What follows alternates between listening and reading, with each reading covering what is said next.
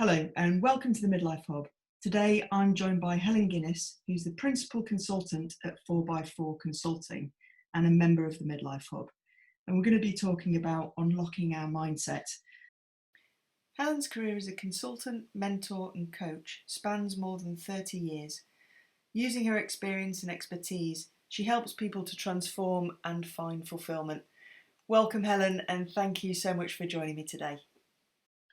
Hello Deb, it's a pleasure.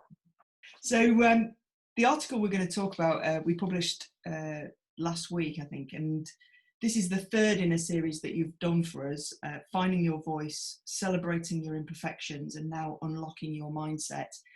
What led you to write about mindset, and is there a connection between the three? Inevitably, there's a connection between the three because mindsets, to my mind, tend to govern pretty much everything that we do. They govern our behavior, they govern the way we think, and therefore the way we act. They drive our actions. So in terms of finding your voice, if you believe that you don't have a voice, that is a fixed mindset that is going to prevent you from expressing who you are.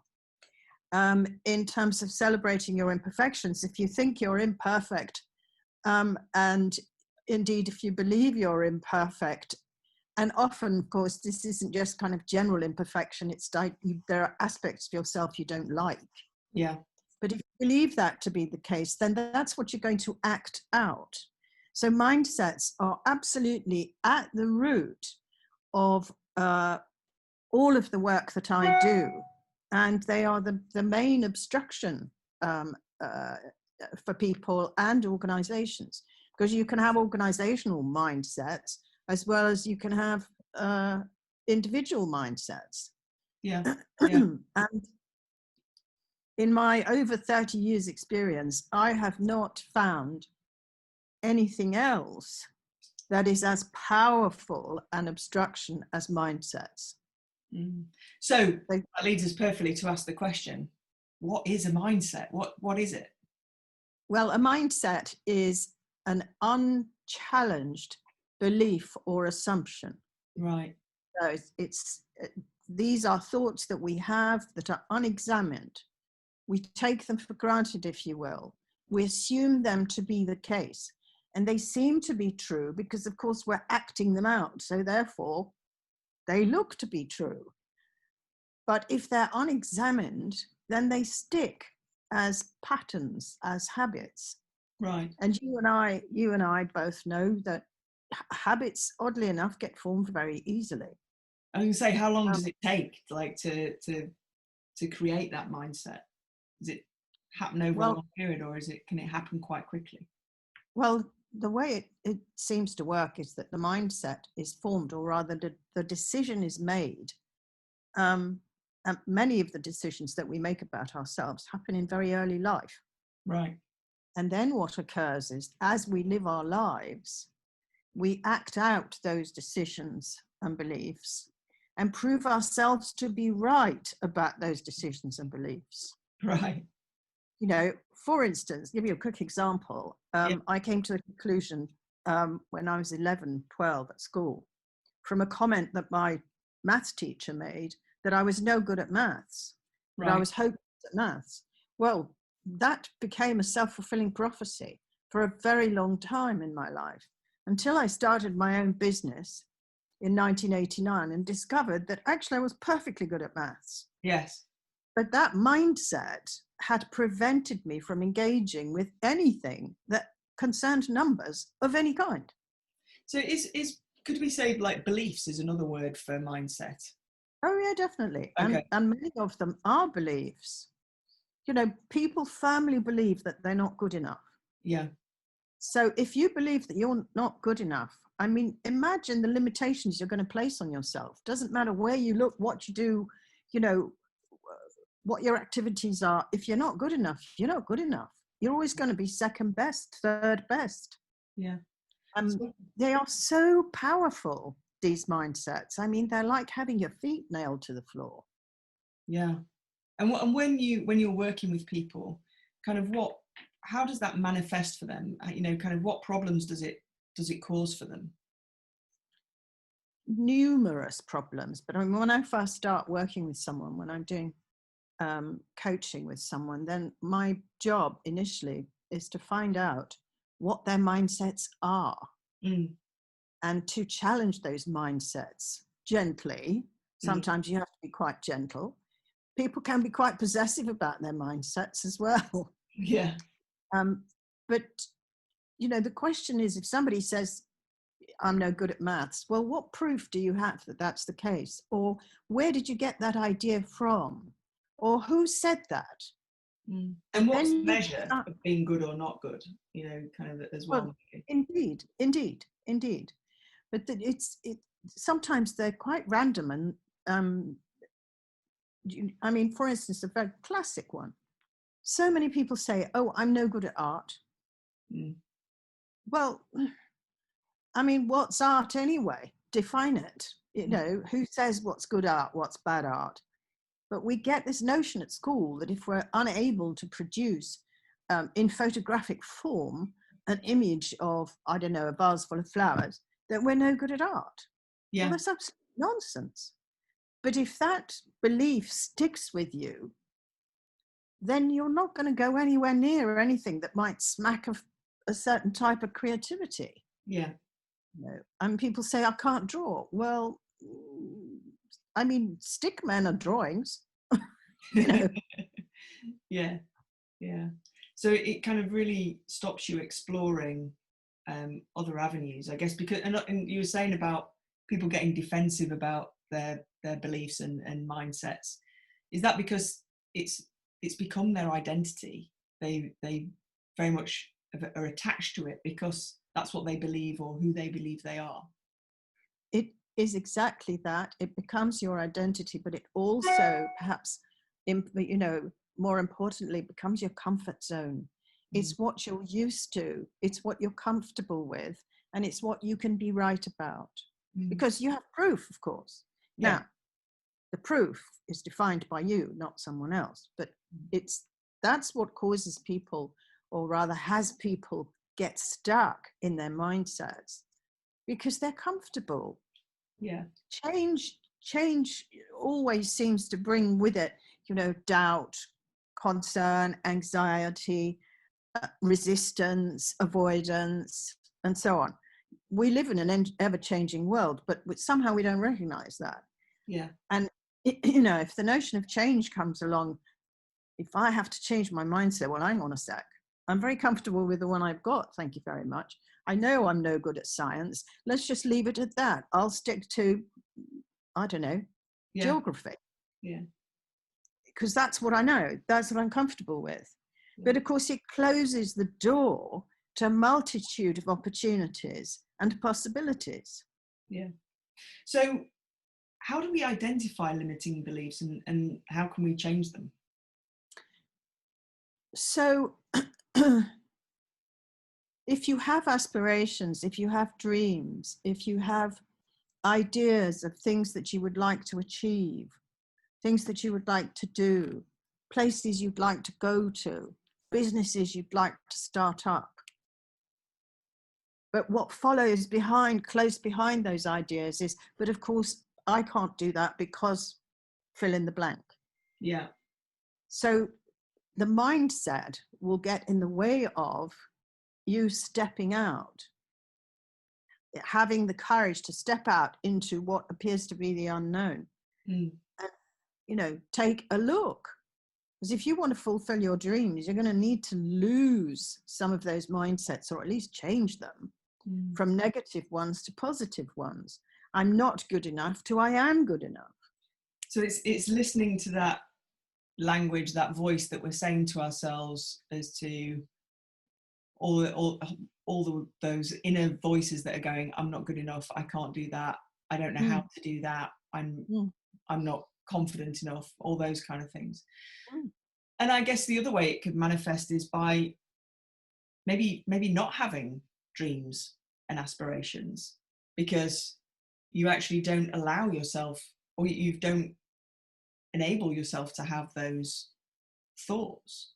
So I guess there's one person who has all of those thoughts and then restricts themselves, and then the other person who has closed down or doesn't open themselves up to even thinking about it. There is that side of it too. And people who believe themselves unworthy will not allow themselves to think, bigger, to think of something that they might actually have wanted, but because they're unworthy, it doesn't apply to them. They, a very common mindset, particularly with women, is I don't deserve. I'm not worth it, and I don't deserve.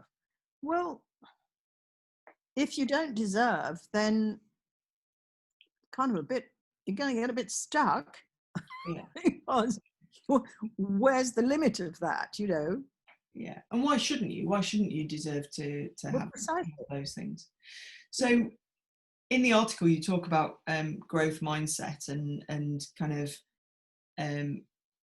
seeing it as a opening up to just trying and embracing new things.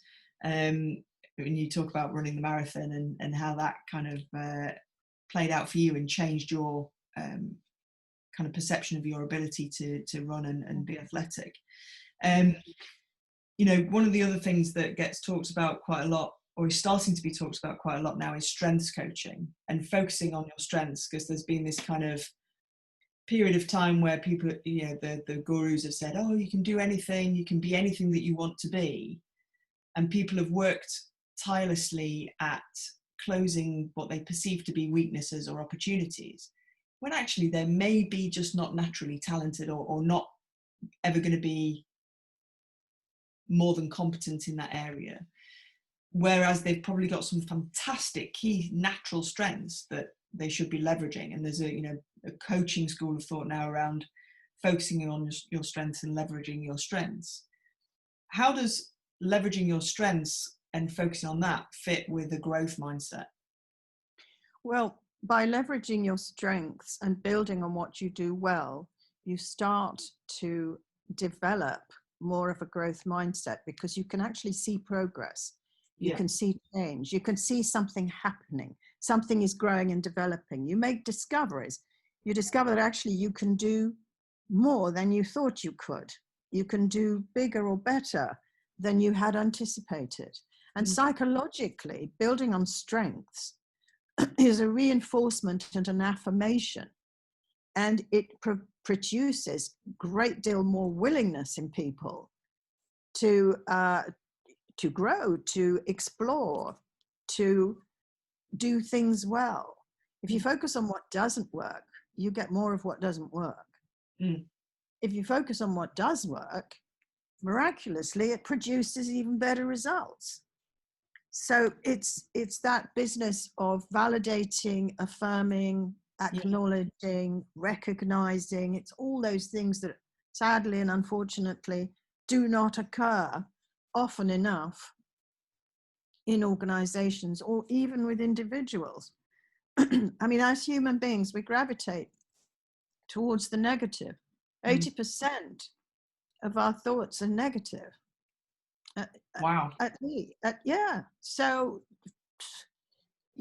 we tend to, in our upbringing, we tend to have been told what we didn't do well as opposed to what we did do well. Yeah. Yet experiments have demonstrated that when you affirm a child's behavior and encourage them to do things well, you build on what they're doing well and you encourage them to do more of that. That then fans out and expands and becomes greater. Yeah. So it's A, it's good psychology, and B, it produces better results. And there are numerous examples of that. I mean, it's so kind of present. It's been proven so many times that there's no argument really about that. And I think there's an important kind of thing there in terms of having a growth mindset doesn't mean you launch yourself into anything willy-nilly. It means you still have to question and understand it and think about it, but then applying your strengths to that situation and actually doing it the other way around is actually employing a growth mindset to maximizing your natural strengths and talents, and opening up your mind to new ideas and new opportunities that make the best of those. Is that fair? That's fair. I mean, a growth mindset really is just be curious. Yeah. Just be curious. You know, allow yourself to be curious. Ask questions. Challenge assumptions, and it doesn't have to be aggressive. It doesn't have to be, doesn't have to be confrontational in any way, because you could challenge your own assumptions. Well, I've just said this about myself, but actually, hang on a sec, is that true? Mm. You know, let me have another look at that. I mean, IT is an example with, dare I say, with older people. Oh, I don't understand IT, I can't do it. Well, slowly, people are discovering that actually they can, and they become highly competent. Yeah. But unless you have curiosity and an element of creativity, you're willing to experiment, to innovate, to check stuff out, then you're going to be stuck in a more fixed mindset. But it's that curiosity that is so important. And we lack curiosity. It gets dinned out of us in our upbringing, in our education, in my view. Killed the cat, right? So, Well, it killed the cat, might kill you, yeah. I mean, fingers crossed. So Helen, kind of bring this kind of exploration back to how can a career coach, or how can they help you, and what is it they do to bring you out of a fixed mindset? Okay, so I mean, I do all different kinds of coaching, so it's not only career coaching, but I see career coaching broadly speaking, in two sections. One is that you have someone who's in an existing career, and it might be someone who's early on in that career who really wants to succeed. And the career coaching in that instance is helping them to grow, helping them to find out more about themselves, to find out more about their abilities, to develop themselves as leaders, managers, and so on. So you're actually helping them to grow within the job. I mean, it needs to be within the confines of the purpose of the organization and so on, but essentially that's what you're doing. And I've several times worked with young people who have been fast-tracked in an organization and supported them. One of whom, I started with him when he was in his 20s. He's now CEO of a very large organization. Excellent. Which is very, very gratifying. Yeah. And the other part of career coaching is when someone feels, as I think happens in midlife quite often, someone feels, well, I'm done with that. I want something new, but I haven't got the vaguest idea what that is. Yeah. And so then it's a matter of exploration, asking questions, finding out what people are passionate about, what really matters to them, what do they feel called to do. So that's an exploratory kind of conversation, and it ends then in a situation where people actually start to find a direction. They find where they want to go, and then you can build on that and coach them through that process. Yeah. And often I've done that with people who've wanted to set up their own business, but have felt inadequate, or, again, a mindset, or I don't even know where to begin. Well, hang on, let's take this apart and look and see where to begin, because it's actually simpler than you think. Fantastic. So I think there are those two principal areas in terms of career coaching. Fantastic. So how would you summarize what's kind of the one key summary that you want people to take away from this latest article? Check in with your mindsets. They're not supporting you. A lot of them are not supporting you. Listen to what you say to yourself. And this means you need to stay present to the conversation in your head, because you will find that you're telling yourself things that are not supporting you, that are holding you back. So it's about monitoring that inner dialogue, that voice in your head, and questioning the assumptions behind behind the voice. Fantastic. Thank you so much, Helen. We're going to leave it there. If you haven't read Helen's blog or the other articles that she's written for us, please head along to themidlifehub.com and have a look at those articles on there. The latest one being Unlock Your Mindset. Thank you so much, Helen. It's always a pleasure to talk to you, and speak to you soon. You too, Deb. Thanks a lot.